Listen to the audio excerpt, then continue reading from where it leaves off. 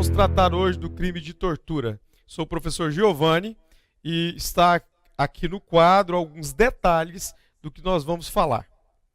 Bom, preste atenção nessa explicação desse crime de tortura, Lei 9.455 de 1997, uma lei que está sempre aparecendo aí nos editais dos concursos que envolve carreira policial. Então você fica atento à aula de hoje, eu vou te dar algumas dicas essenciais para você memorizar e acertar as questões do seu concurso na sua prova. Preste atenção aqui comigo no quadro. Lei número 9.455/97 trata do crime de tortura. Então vamos colocar aqui crime de tortura. O principal ponto que você deve entender com relação a esse crime de tortura é que este crime é um crime comum em regra. Qualquer pessoa pode praticá-lo. Crime comum é aquele praticado por qualquer pessoa, não se exige uma qualidade especial do sujeito ativo. Bom, nesse primeiro momento, nós então estamos diante da regra de que o crime é comum. Se aparecer na sua prova, marque crime comum. Em linhas gerais, é assim. Agora, durante a abordagem dos demais tópicos desta lei, você vai perceber que em algumas situações, em algumas espécies, o crime ele tem uma natureza de crime próprio, porque não é qualquer um que pode praticá-lo, dependendo da espécie do crime de tortura. Vejam as espécies. A primeira aqui é a tortura-prova. Tortura-prova é a primeira espécie, também chamada de tortura persecutória. Aqui nós temos que analisar o seguinte, olha, vou te dar uma dica aqui, ó. Você vai lembrar da atividade mnemônica CID. E reforçando, preste bem atenção, você precisa fazer mapas mentais, pegar uma folha de papel em branco, os seus esquematizados para você revisar e melhor fixar o conteúdo. São técnicas, né, de memorização, mapas mentais, atividades mnemônicas e assim por diante. Então, a tortura prova, qual é o propósito do torturador? Qual é a finalidade? Qual é o dolo específico? Arrancar uma confissão da vítima, uma informação da vítima ou uma declaração. Perceba que basta um desses dolos específicos. Arrancar uma confissão, informação ou declaração da vítima. Então estaremos diante do que nós chamamos, que a doutrina chama de tortura-prova ou tortura persecutória. Segundo momento, nós temos a tortura-crime. A tortura-crime é fazer com que a vítima pratique um crime no lugar do torturador. E crime, a doutrina também aceita, os tribunais aceitam a modalidade contravenção, espécie de infração penal. Embora a lei diga que é fazer a vítima praticar uma ação ou omissão criminosa, basta que seja contravencional. Crime ou contravenção penal, que são espécies de infração penal. Muito bem. Tortura-discriminação, que você vai lembrar, mais uma técnica de memorização, do RR. R de racismo e R de religiosa.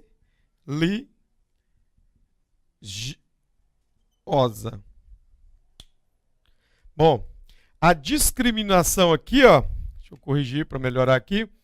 A discriminação é racial ou religiosa, uma ou outra. Então nós temos aqui uma tortura discriminação. A finalidade é trazer o autor, o sujeito ativo do crime, uma discriminação racial ou religiosa com relação à vítima. Então nós temos aqui discriminação racial ou religiosa RR. Esta é a tortura-discriminação. Detalhe, se for uma discriminação de uma espécie diferente da racial ou religiosa, por exemplo, homofóbica, não enquadra na Lei 9455/97. A que hora estamos estudando? Tortura, castigo. Aqui pela primeira vez aparece a expressão submeter a vítima a intenso sofrimento físico ou mental. Para existir o crime de tortura, a vítima tem que ser submetida a um sofrimento físico ou mental psicológico. E a expressão usada aqui na tortura-castigo, por exemplo, do pai com relação ao filho, é o que nós chamamos então de sofrimento físico ou mental intensificado. Então a palavra vem intenso sofrimento físico ou mental. Se não tiver esse intenso sofrimento físico ou mental, pode enquadrar nos maus tratos, que é um crime previsto no Código Penal. Muito bem. Tortura imprópria. Qualquer pessoa que está presa, aquela pessoa que está presa sob a guarda de alguém, se essa pessoa está presa e ela é submetida a um constrangimento, causando-lhe sofrimento físico ou mental, estaremos diante, então, da tortura imprópria. Tortura omissão. Esta você tem que redobrar a atenção com relação a essa tortura omissão. Só lembrando de um detalhe aqui, antes da gente avançar para a tortura omissão. A tortura castigo, alguém tem que ter a guarda, poder sobre a pessoa, exercer esse poder, e alguém tem que estar sujeito a esta guarda. Então nós temos dois sujeitos, o ativo, o torturador, e o passivo, a vítima. Sujeito ativo e sujeito passivo, a lei exige, o legislador exigiu uma qualidade especial, tanto do sujeito ativo quanto do sujeito passivo. Então parte da doutrina considera que aqui estamos diante do que nós chamamos de crime bipróprio. Crime bipróprio. Crime próprio porque exige uma qualidade especial do sujeito ativo e crime próprio porque exige uma qualidade especial da vítima, do sujeito passivo. Portanto, bipróprio. Qualidade especial do sujeito ativo criminoso e da vítima, sujeito passivo. Tortura omissão. A pena até aqui, de todas essas espécies que nós falamos até aqui, a pena será pena reclusão,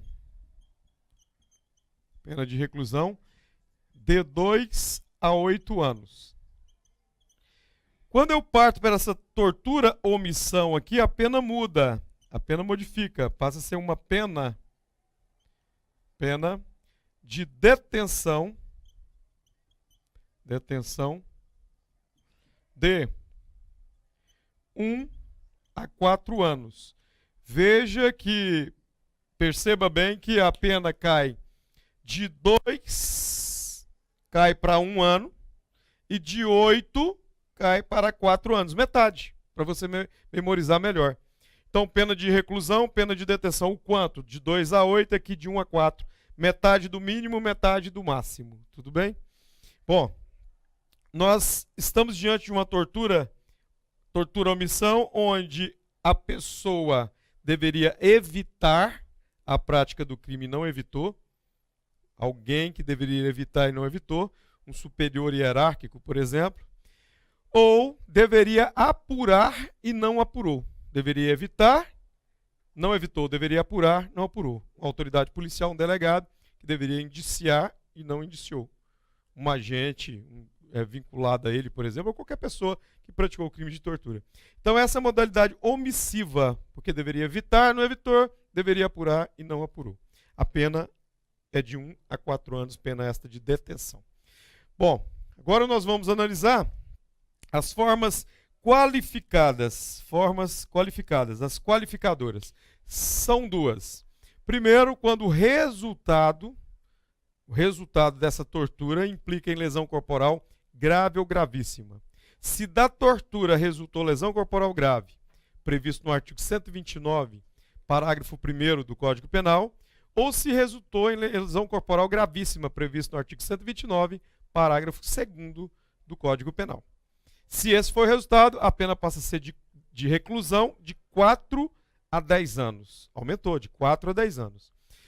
No entanto, se o resultado dessa tortura for morte, estamos diante, então, de um resultado mais grave, damos o nome de crime préter-doloso, que é a tortura qualificada pela morte. Neste caso, a pena passa a ser de 8 a 16 anos. Qualificada pelo resultado lesão corporal grave ou gravíssima, pena reclusão de 4 a 10 anos. qualificada pelo resultado morte, pena de reclusão de 8 a 16 anos. Muito bem.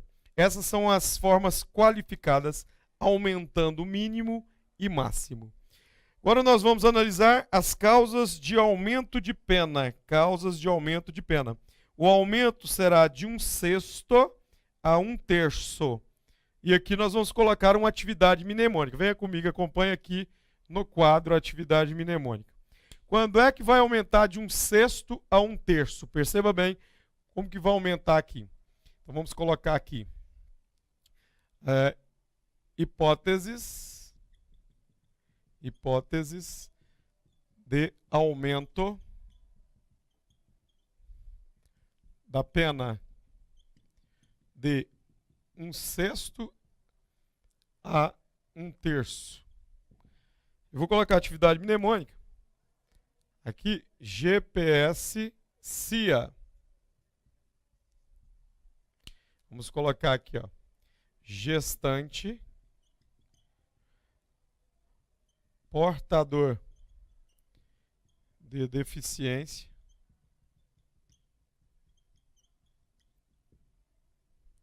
sequestro, criança ou adolescente, idoso e agente público.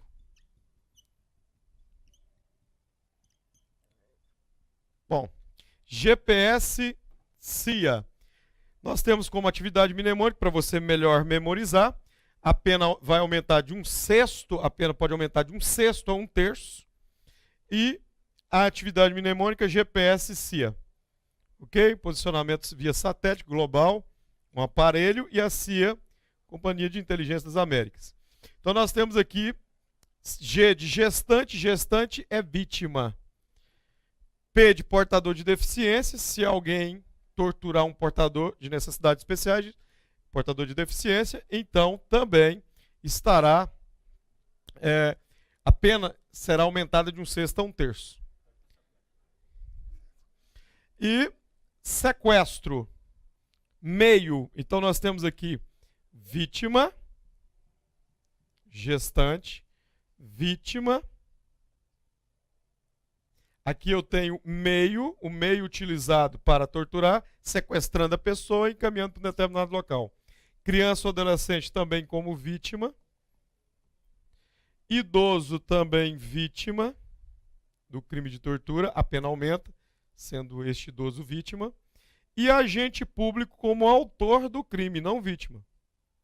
Então eu posso ter um agente público que sequestrou um idoso, e aí eu estou enquadrando, ó. No agente público, sequestrou o idoso, sequestro o idoso, que é portador de deficiência. Eu posso enquadrar em mais de um.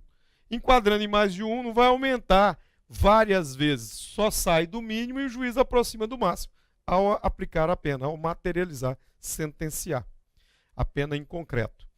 Muito bem, então essas são as hipóteses, as causas de aumento de pena. São nessas circunstâncias aqui. Nós temos ainda para falar que o início do cumprimento da pena, em se tratando do crime de tortura, deve-se iniciar o cumprimento da pena no regime fechado. Isso conforme previsão expressa na Lei 9.455/97. Mas há precedente dos tribunais superiores de que essa pena poderá ser iniciada tanto no regime fechado quanto no semiaberto ou no aberto, dependendo do juiz, da análise judicial. Mas a lei expressamente diz que deve-se iniciar o cumprimento da pena, uma vez condenado pelo crime de tortura, no regime fechado. Só tem uma exceção, trazida pela própria lei. Qual é a exceção? Na tortura-omissão. A tortura-omissão é a pena de detenção. E a detenção não tem previsão de início do cumprimento no fechado. Pena de reclusão, sim. Pode iniciar no fechado, no semiaberto ou no aberto o cumprimento da pena. Mas na detenção, não. Detenção ou inicia no semiaberto ou no aberto. Não tem previsão de início no fechado e, portanto, na tortura-omissão, não irá iniciar o cumprimento da pena o condenado no regime fechado. e sim no semiaberto ou no aberto. Tranquilo? Outra base legal, outro instituto que você tem que observar é o da extraterritorialidade, princípio da extraterritorialidade. Como que esse princípio é aplicado?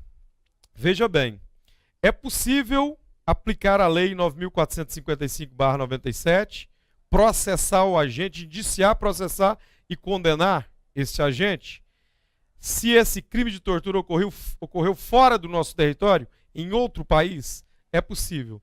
Existem duas circunstâncias para a aplicação do princípio da extraterritorialidade. Quais são as duas circunstâncias? Primeiro, se a vítima que foi torturada, a vítima é brasileira, foi torturada em outro país, na Bélgica, por exemplo, situação hipotética. Se ela foi torturada na Bélgica e a vítima é brasileira, independente de quem seja o autor do crime, basta que seja vítima brasileira. Iremos aplicar a nossa legislação. Essa pessoa será processada e será julgada e eventualmente condenado aqui no nosso país. Então ele fica na lista de impedidos e procurados da Polícia Federal. Uma vez entrando aqui, ou o Brasil solicitando a extradição, ele irá cumprir a pena. Bom, a segunda hipótese, além da vítima brasileira, nós temos a segunda hipótese, quando o agente encontrar-se em local sob jurisdição brasileira. Pode ser uma embaixada ou quando ele entrar aqui no nosso país, esse torturador. É uma situação que envolve direitos humanos, então todos os países estão envolvidos, né, na defesa dessa causa. Então qualquer um que torturou lá fora, independente de quem seja vítima, quem seja esse torturador, entrou aqui no nosso país ou em alguma embaixada onde a jurisdição nossa é aplicada, esta pessoa será processada e julgada, conforme a lei 9455/97. Então são duas hipóteses de aplicação do princípio da extraterritorialidade. Redobre a atenção aí. Primeiro, quando a vítima é brasileira, foi torturada fora do nosso país, ou quando o agente encontrar-se em local sob jurisdição brasileira. Fechou? Tranquilo? Outro detalhe. O crime de tortura é um crime inafiançável. Ele é um crime equiparado a hediondo, é um crime inafiançável e insuscetível de graça e anistia. Então, inafiançável e insuscetível de graça e de anistia. Essas considerações que nós apontamos aqui são as principais que têm aparecido em provas de concursos públicos. Você tem que entender a natureza jurídica, você tem que compreender as espécies de tortura e você tem que entender as qualificadoras, causas de aumento de pena, aplicação do princípio da extraterritorialidade e a classificação desse crime de tortura. Tem muito o que falar, mas a essência, o cerne, a base é esta. Eu gostaria de finalizar dizendo a você que durante essa preparação, essa empreitada rumo à aprovação do concurso público, que você tão almeja, né? Então, é complicado, é disputado, eu sei que não está fácil, mas você tem que perseverar, você tem que ter disciplina, fazer um excelente planejamento, você deve desenvolver bem, né, o seu estudo com qualidade, não é quantidade, é qualidade, tendo bons professores para te orientar, né, rumo a essa aprovação, qualidade do material, assistir as videoaulas, e o diferencial está aqui para te ajudar, né, nesta empreitada, para participar. Excelente quadro de professores, material didático muito bom, esse ensino à distância aí, né, com as videoaulas. Procure o site, acesse o site, se interaja aí, né, para você se inteirar a respeito do que está acontecendo, as lives, fica acompanhando. Isso fará diferença na sua aprovação. Tranquilo? Um abraço do professor Giovanni, estamos à disposição aqui de vocês e espero que tenham aprendido alguma coisa durante a explanação da aula que trata do crime de tortura. Um abraço, até a próxima.